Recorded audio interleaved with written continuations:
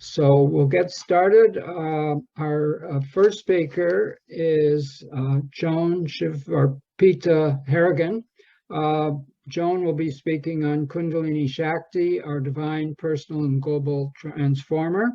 And Joan has practiced, studied, and taught Advaita Vedanta and Raja Yoga for over 40 years, and is a retired psychologist specializing in spiritual concerns. She was initiated as a monastic and mentored in Kundalini Vidya by Swami Chandrasekaranand Saraswati of Rishikesh, and was authorized to provide the services and teachings of their lineage through the Patanjali Kundalini Yoga Care in the United States. And Joan is also the author of Kundalini Vidya, The Science of Spiritual Transformation and Stories of Spiritual Transformation, the Fulfillment of Kundalini Process. And Joan will speak on her topic because these times that we live in are very difficult for many people. We're living through a lot of crises and a lot of difficulties, a lot of change, and she's looks at that as if it makes us think about life's mystery and deepening our commitment to the goal of realization. Our species is poised on the brink of its spiritual potential, but it seems it is faltering on this evolutionary step, which is necessary for our survival and our fulfillment. And as stories of spiritual transformation throughout human history and Joan's own observations demonstrate, Kundalini Shakti, which is known by many other names as well, is the divine change agent responsible for our personal and collective advancement. And of course, when we have inner changes, they lead to world changes, but both require our participation, and we need to do so proactively. The existential suffering, which occurs and is occurring today, of course, seems to be a catalyst that we need for igniting our efforts to cooperate with Kundalini's spiritual agenda and to motivate us to brave the confusion, as Joan puts it, the purgative confusion, and make the effort essential to reaching our ultimate purpose of self-illumination. So I will pass it over to Joan and look forward to her presentation. I know she has years of experience, and we're very lucky to have her speak to us. So Joan, over to you. Thank you. Thank you very much. And thank you, Michael. And hello, fellow presenters. Om Asatoma Satgamaya Tamasoma Jyotirgamaya Mrityurma Amritam Gamaya. Om Shanti Shanti Shanti. Lead us from the unreal to the real. Lead us from the darkness to the light. Lead us from death to immortality. Om, peace, peace, peace. I'm very happy for this gathering virtually with so many dear blessed souls on this fantastic topic. Things look rather grim and dark of late, but I'm sure that's been said through the centuries for millennia. But here we are again in what seems to be a smaller world. The village is the globe now. And we have a lot more information available to us now.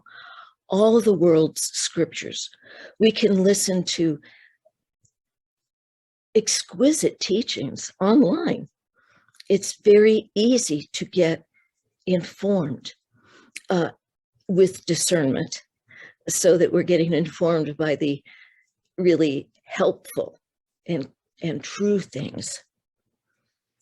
So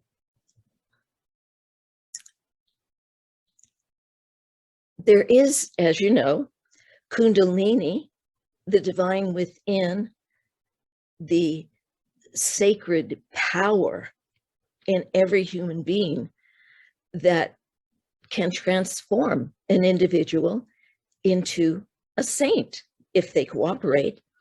But there's also the cosmic Shakti. Kundalini resides in each soul, but the cosmic Shakti is universal. And just as Kundalini Shakti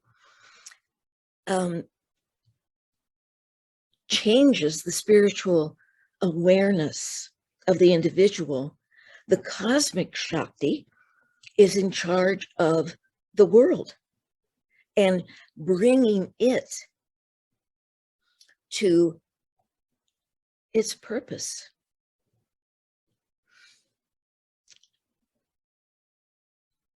She is in charge of the evolution of the species. And she does this in a rather hidden way, but a very potent way, transforming one cooperative individual at a time. The recent pandemic, well, we're still in it, I think was a sort of dress rehearsal. It prepared us to think globally more and to live inwardly a bit more. We were rather forced to, those of us especially who are extroverts, and to contemplate what is it all about? What am I here for? Many of our entertainments were no longer available. We had to live a quieter, smaller life.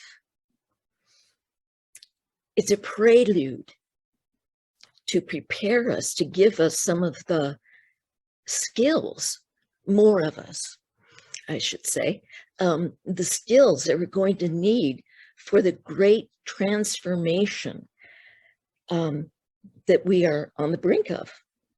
And to know that we are all so intimately interconnected all over the world. Someone with a virus halfway around the world in a matter of days affects a large number of people elsewhere. So we have to act cooperatively, and it's becoming more and more apparent. It may look like a purposeless, horrible mess, but when we feel the reality of Kundalini within, as I am assuming everyone who's listening has, or else you probably wouldn't be listening, we know that transformative power personally. Well, the cosmic Shakti is doing the same thing globally. She loves each individual, and she loves the species as a whole, and she wants absolutely what is best for us. She wants our spiritualization, and she urges us on relentlessly. It may not always feel good at all. We may not necessarily see things optimistically. Nonetheless, this is the way she works.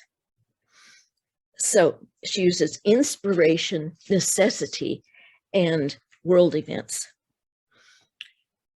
When we change inwardly, the external changes as well. The personal is global. We used to say the personal is political. It's bigger than that. The personal is universal because there is no separation from one seemingly separate individual soul and the whole unity of the species, that we are all working toward a better human being. So what is required is, in this evolution, that there should be more spiritual people. And Kundalini is the key to that. She's working on it. We need to cooperate with her agenda in our personal lives so that our own Kundalini process gets better and better and better, and our awareness and discernment gets better and better. And that supports the cosmic Shakti as well. Kundalini and Kundalini Shakti is the great problem solver. And we all know we've got a big problem. And my point is, she's on it. She's got this, but we have to cooperate with her. It's co-created. So these intense,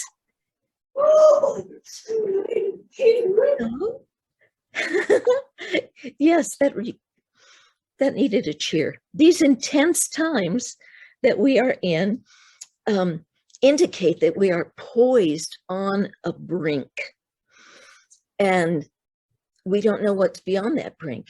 Is it going to be a disaster? Is the species going to implode Anil, with a whimper or a bang? Anil, sound is not coming. What to do? Can you help me? Huh? Who's saying that? Who needs help? I'm sorry, could everybody but Joan please mute themselves? Huh? Anil, okay, second round now. I'm sorry, Joan, I'll try and mute them. It's all right. Solve the problem. Anil, Who needs help? okay, volume eక్కడ రా ఇది?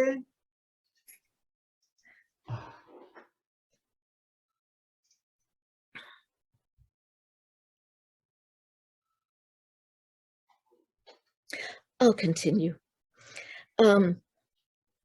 So it's rather like Arjuna in the first chapter of the Bhagavad Gita. He actually has a panic attack. He's a warrior.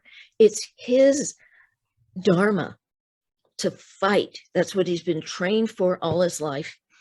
And he's on this great battlefield. And he freaks out. Those are my uncles. Those are my mentors. I can't kill them. Well, we all know that the Bhagavad Gita is the battle of the mind. And we're freaking out, perhaps. I can't be that different than the way things are. How do I change my whole mindset? How do I let go of what my parents taught me, of what my culture taught me, and be true to what my ultimate purpose is, moksha, which means letting go of so much. It's scary. But as we are told repeatedly in the Bible, every time an angel appears, we're told, fear not, fear not. Angels are evidently very scary people. Particularly now in the crucible of Kali Yuga. Things have been awful, and looks like things are going to be awful. But awful times, crises, predict a transition.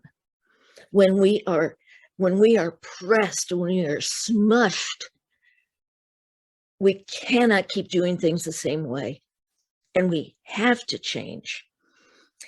In the last 50 years, we have had a major attitudinal change.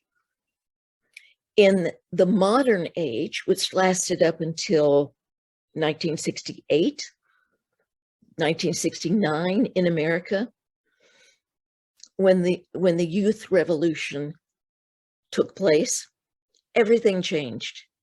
People born after that were born into the postmodern age. The postmodern age has an entirely different attitude. We thought the generation difference was different, it was big, like when I was 19 and my parents were whatever they were. It was a giant gap.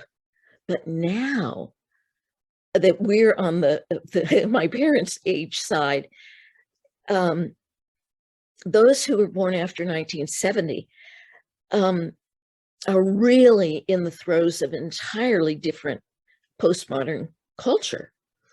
It is the time of industrial capitalism. It's taken over, as Eisenhower warned us it would. And that greed, power, and selfish destruction. And of course, that leads to consumerism. Corporations seem to rule the world more than nations.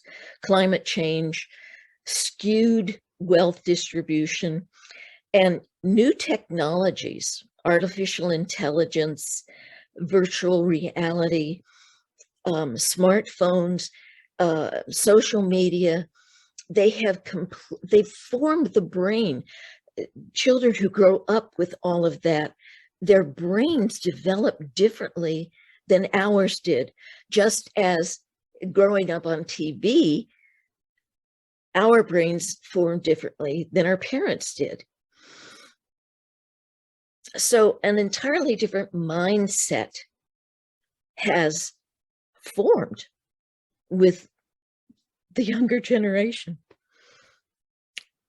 I'll just mention the difficult parts. There's also positive parts, because I believe that the youth, as always, is our salvation. They look at things differently, they think about them differently, and they can solve them uniquely. As Kuhn, the great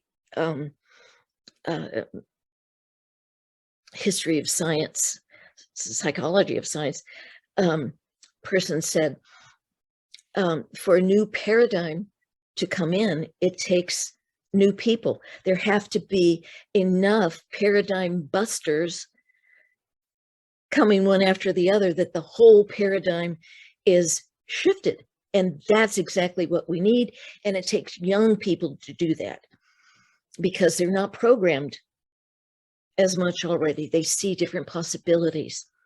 So nonetheless, there are environmental pressures on people coming up these days. There is a sense of powerlessness, hopelessness, cynicism, skepticism, nihilism, discontent, useless yearning. It's more secular. There's isolation, well, except for one's laptop or phone, fear, anger. It seems hatred is rampant, and the us-them polarities. So that brings in blaming and projection. And frankly, things are ruder than they used to be. There's a coarseness to just the everyday way that people act and talk. And the individual ego seems to be imperial. One person's story is not just a contribution to, a phenomenological study. It's like the truth, one person. More tribalism, more loss of faith, more mental illness, and more distrust. That's very big. That's just on the individual. On the world platform, there's a tremendous disharmony with nature, with disconnected tribalism, ignorance, nationalism, the big strong guys, autocrats, violence, mass shootings in America, war in Europe. senseless, greedy war, poverty, hunger, disease, xenophobia, political dysfunction, food and fuel shortages. Am I getting you down? And minorities coming into an established culture, and climate and war migration. So things are so awful in so many ways. It's getting so heavy. There has to be a tipping point. It cannot carry on this way, getting worse and worse. It has to change. Upheaval precedes transformation. Our job as aware spiritual individuals in whom Kundalini is actively working, it is our job to hold the center. Especially those of us who are in the retirement phase of life. We've made our big contribution, had our children, if that was our karma. That's the time to do something external. Now, as we're in a more contemplative phase in the retirement era, our job is to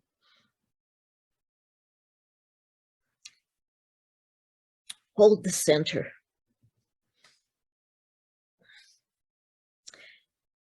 And this brink reminds me of when, in the process of spiritual development, we are at the brink when amness, the sense of amness, sees that its day is done, and its disillusion and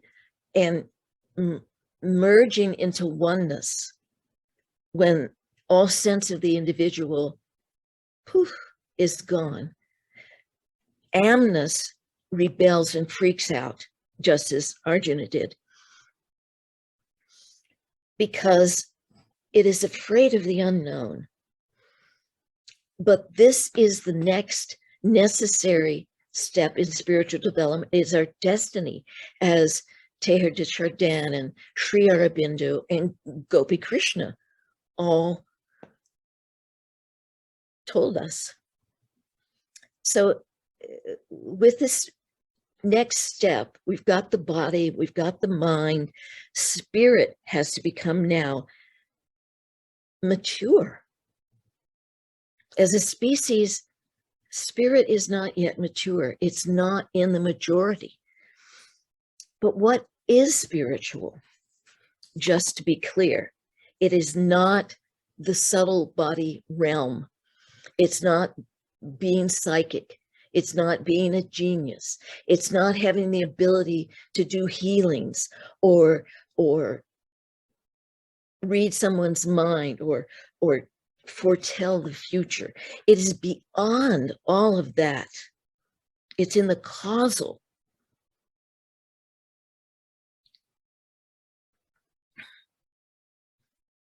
That is spiritual progress. And everyone who is here on planet Earth is here because our karma brought us here so that we can improve primarily ourselves. Moksha is our main goal, but also to make our contribution to the world, dharma, whatever that may be, given our karma, our temperament. So we are here to improve ourselves and to improve the world and to be realized, moksha. So Earth is a great purification plant to filter out the negative so that we can shine. And in order for that to happen, the negative, the awful, the shadow side has to surface. And that looks and feels terrible This happens on the individual level and it's happening on the global level.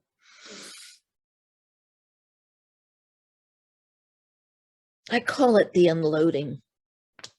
When spiritual development gets to a certain point, the subconscious, the plug on it is pulled, and everything that our defenses worked to hold down flows out. And all of the stuff that's not me, that's not me, that's too horrible, or that's too wonderful. All of that is right there before us. And we have to deal with it. There it is. Likewise, with the world now, we've got fabulous, wonderful, beautiful things happening. This conference wouldn't have happened 50 years ago. There are enough spiritually aware people that this sort of thing can happen. But the awful stuff that we're dealing with wasn't going on either. So we have our personal unloading, whatever's in our karmic bag comes out. And we have to work, put forth effort to do the inner work, to deconstruct those deep grooves, slog through the swamp that we're now in. And it makes us wiser. It makes us clearer. Besides which, it's our job. It's what is before us. There's also the global unloading, the purgative phase of the species, the confusion, the suffering that our ignorance as a species. I mean, don't you just watch the news and think, how could anybody do that? How could anybody think that that's going to help things? What happened to ahimsa? What happened to satya? It's mind-boggling, but there it is, because so many humans are not yet evolved. To get there, we go through a kind of purification sickness, where all this muck is before us. And we have to confront it, look at it, deal with it, and disidentify with it. I'm not that individual self who has all of this negative stuff. Likewise, I'm not this do-good, la-di-da, better than thou, as if saintly person. I am an individual Atman who is Brahman. There is only one. And there is only one on the collective as well. That's what Kundalini reveals to the individual. That's what she's working on to reveal to the global. This is the way of change. We have to go through the darkness. It shifts us on the personal. It also shifts the world pattern. So in this process, we let go of tamas guna, the inclination to lull our awareness with sensory pleasures, screen time. I always think of the Romans saying, food and circus pacifies the masses so that the rulers can just do what they want. And everybody goes, that's cool. I've got my screen and I've got McDonald's. I'm cool. No, that's Thomas. Rajas makes us feel like, I can't stand it. I've got to do something. And we act impulsively out of fear and anger and mistrust and aggression. And everybody who doesn't think the way we do has to be wrong and the enemy. And we've got to conquer them, beat them, and fight. Now, won't do it. Sattva. The sattvic approach, transcend the polar opposite. This is the spiritual way. It observes calmly, understanding that me as an individual, what can I do but Shakti's got this. The cosmic Shakti knows what is happening. She has the power to change individuals, to change the way we think. Oh, that wonderful, I can never remember her name, that young Scandinavian teenage girl who gives these dynamic talks about environmental responsibility, inspired by Shakti. One little girl talking to the whole world effectively, to the grown-ups, be responsible. She's making a difference. That one girl, inspired by the divine, no doubt. So Sattva sees that joy and woe are intertwined. Sometimes more of this, sometimes more in that, but they're woven together. That's the human plight. So Sattva gives us a sacred perspective that has clarity and confidence, positivity, and love. And so from a distance, we can transcend these fighting polar opposites, us and them. And we can see this is the phenomenal world. This is the reality. And the reality is hidden under the disguise, the seeming reality of the phenomenal world. It is active. It is present always. The phenomenal world is just smoke and mirrors. The reality is the truth. Spiritual people know this. There's no reason to freak out. Actually, of course, Krishna said to Arjuna, when Arjuna is saying, I can't kill them, he's saying, I've already harvested them. That's my job. Whatever disaster is going to happen, I brought that about because in the long run, everyone dies.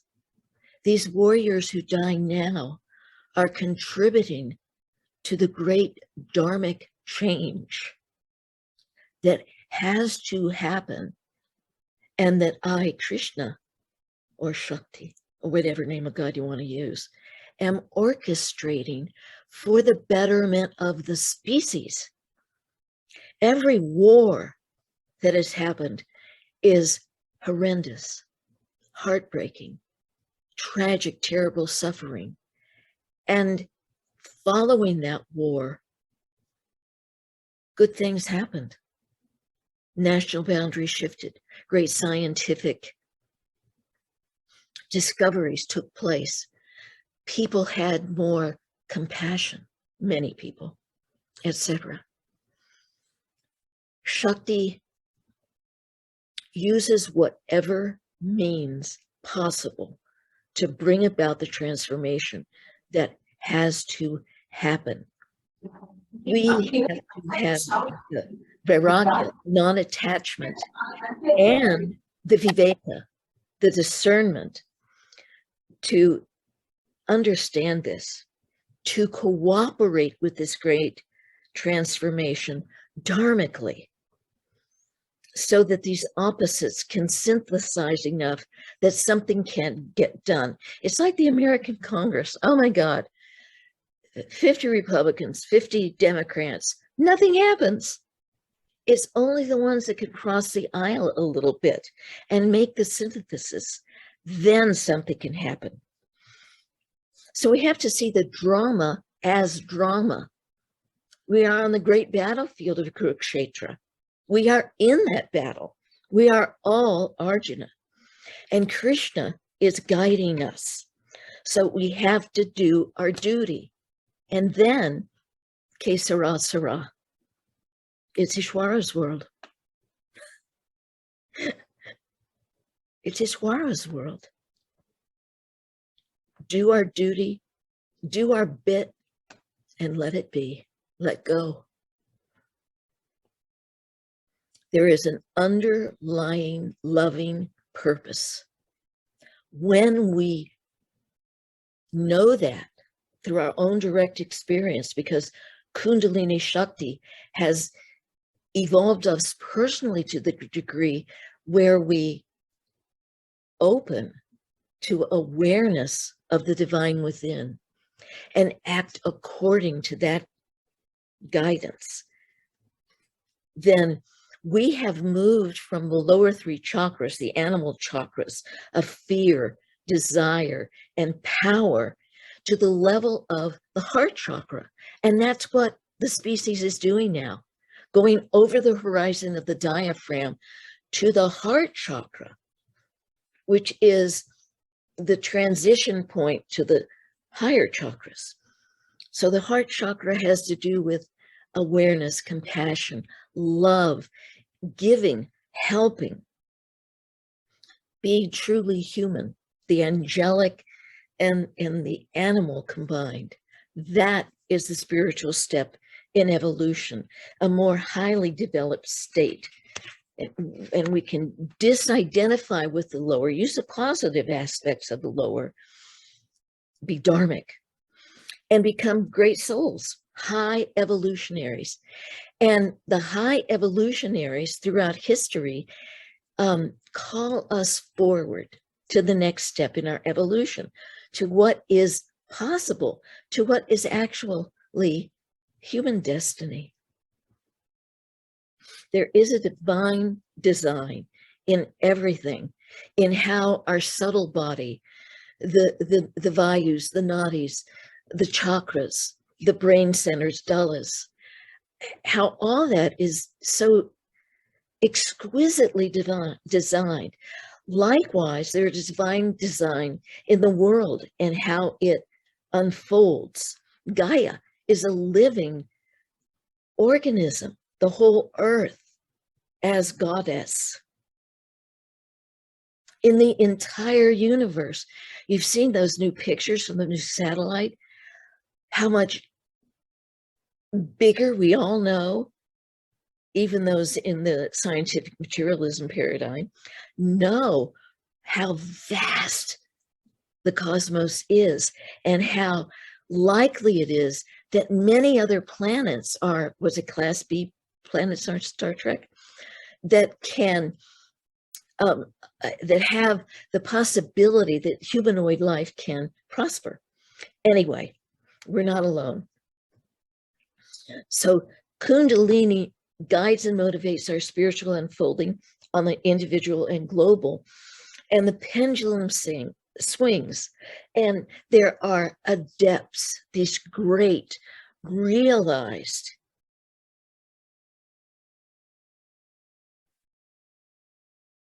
sacred holy beings who help the divine in overseeing the way the world opens and progresses.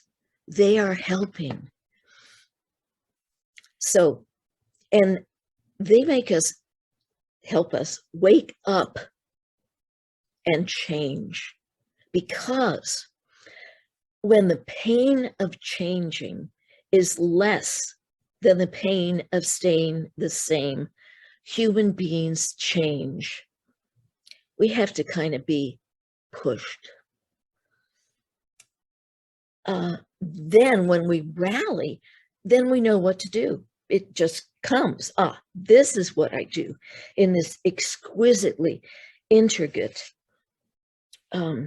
global theater. We do what we must. And for that, we have to have a spiritual attitude, which comes about because Kundalini Shakti has guided us and made us grow spiritually because we proactively cooperate with her. And that makes a new world, one person at a time. It's co-created so that we can skillfully and lovingly do what the divine wants us to do as an individual. What is our particular dharma? You know, the contemplative monks in monasteries, their life is work and pray. They emanate from their secluded places a vibe that helps all of humanity, I believe. And those of us who are in the retired phase are monks in our own little bejeweled huts. And it is our job in this contemplative phase of our life to emanate a spiritual vibe, particularly to our children, our grandchildren, our nieces and nephews and their children, to the young people coming up, to our neighbors, and to those people that we don't see who are becoming more spiritual. We are the elders, we are the crones, we are the mentors. Those of you who are still in the householder phase have more active things to do in the world, but it's all dharma. We have to do what our particular purpose is, and working toward moksha. When I was a kid, there used to be a TV program. The theme, the song of it was, "When everyone lights just one little candle, what a bright world this will be." That's our job. Help others to light their little candle if they want our help, and keep our little candle burning brightly and not to get blown out by the winds of the mundane secular ridiculousness. So there are dark forces and there are light forces. The dark forces, the Black Lodge, actually has asuras and rakshasas, demons. There are embodied demons. I hope I'm not freaking you out, but we can see them on TV if you watch the news. They are affected by the Black Lodge occultish astrals, like those that affected the Nazis and Hitler 70 years ago, 80 years ago. And they had the power to convince the masses of horrible things. It's an occult power that they were granted. And the masses just went, okay, yeah, get on the bandwagon. It's happening now. Again, it happens throughout history. But the forces of light are also there. The adepts, the great enlightened saints and sages who are no longer embodied, but we are embodied. And we read what they have written. We feel what they know inside ourselves. And we can act according to that awareness. Shakti guides them. The adepts send us. The adepts help us.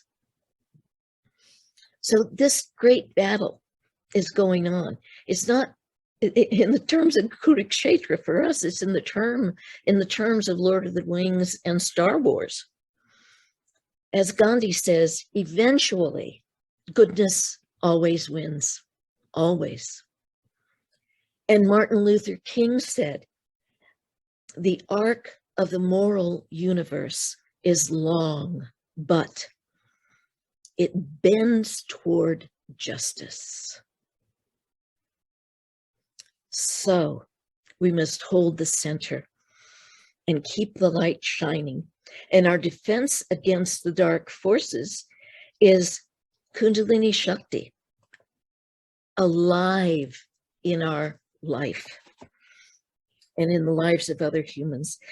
And for us to be true to the real self, not the false lower self who goes according to the current ways of the world, not to be convinced by that voice that convinces the masses. We are not the masses, those of us who actually have progressed by Kundalini's grace. We are forming a spiritual foundation for the world. We do spiritual study. We contemplate it. We are non-attached. We have discernment. We simplified our lives. We love. We are dedicated to the higher power, consciousness itself. Our priority is spiritual life, sattvic life, not the reigning culture of industrial materialism. As it says in the Janeshwari, 6th chapter, go to a quiet place in nature, sit down in a still, comfortable posture, breathe and meditate.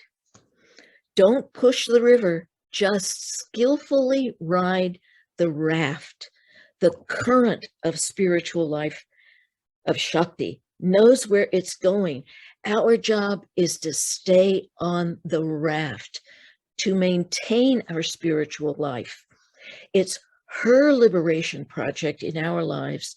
It's her liberation project in global transformation. It is a sacred universe. We can trust that. As Julian of Norwich says, all shall be well. Nonetheless, all shall be very well.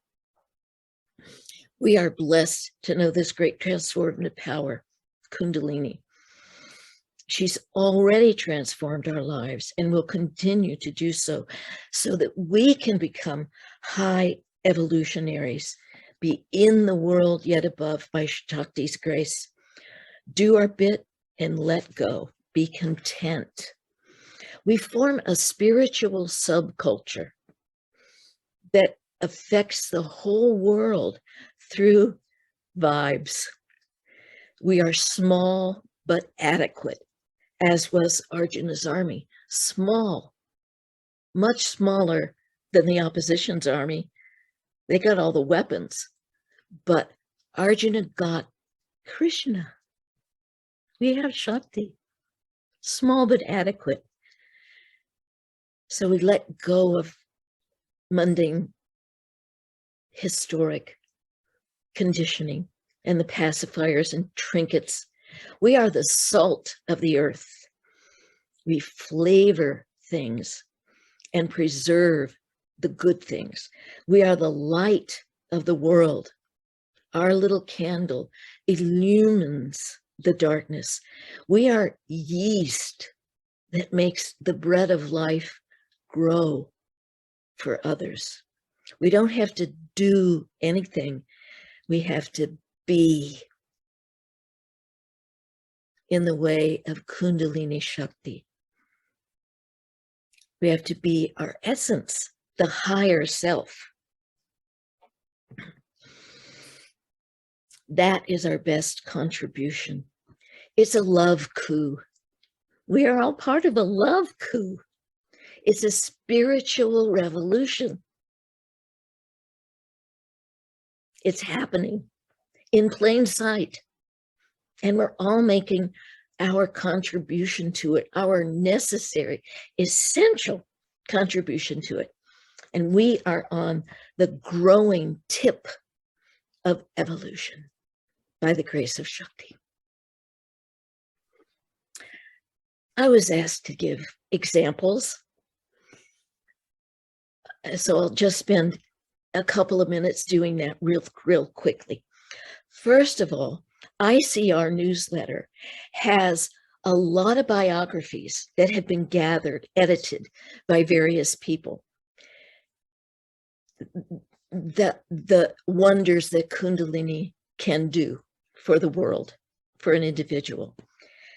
My request is, will somebody in ICR please gather and edit all of these wonderful biographies of wonderful spiritual people and make them into a book and publish it on Amazon, which is so easy, and will give a little bit of a monetary flow to ICR. Volunteers, contact whoever needs to be contacted. That would be a great contribution. We've also got wonderful access to the lives of the saints and sages, their teachings, the scriptures. There are so many exemplars whose autobiographies, that's the real truth, not filtered through some historian or through the hagiography of the era, but by their own words that we can read. I gathered together years ago, almost 10, the stories of 20 people that Swami Chandrasekharanand and I worked with so the Kundalini Shakti could transform their lives into spiritual beings. They told their stories from their spiritual histories, from beginning to a very high level in the book Stories of Spiritual Transformation. It's available on Amazon. And the first part of it is a synopsis of what Kundalini Vidya, the science of Kundalini that Swamiji taught me, is a synopsis of that in the very beginning. So that's that. And also, of the, say, 300 people that Swamiji and I worked with, who really, we worked individually with people very carefully, very personally, one at a time, although they came on retreat maybe 4 at a time. But they all got different practices and so forth. Anyway, the 300 that followed through, and I really saw their development, a just thumbnail meta-analysis of what I observed in their changes. They are stable, productive, content, clear, discerning, non-attached, contemplative, sattvic, wise, gentle, closer to the divine and the one, more highly developed, more mature, balanced, intrinsically self-motivating, persevering, practical, loving, with fewer negative emotions, less reactivity, and less materialistic. That's what I saw. And I know in my own life,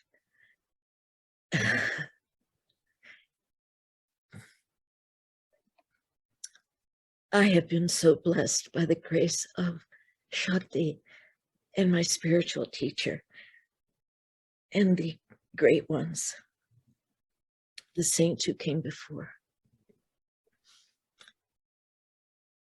And we all have that capacity if we just open and seek that like a laser beam. Okay, I'm done. Thank you. Thank you so much, Joan. And you're bang on the time, which is amazingly I was well watching done. the clock. But I would love to listen again and again and much longer. But you've covered so many things, and it's a wonderful presentation. I thank you so much for joining us and being here today. And I'm sure others feel exactly the same way. I'm So, glad to have been invited. Thank you.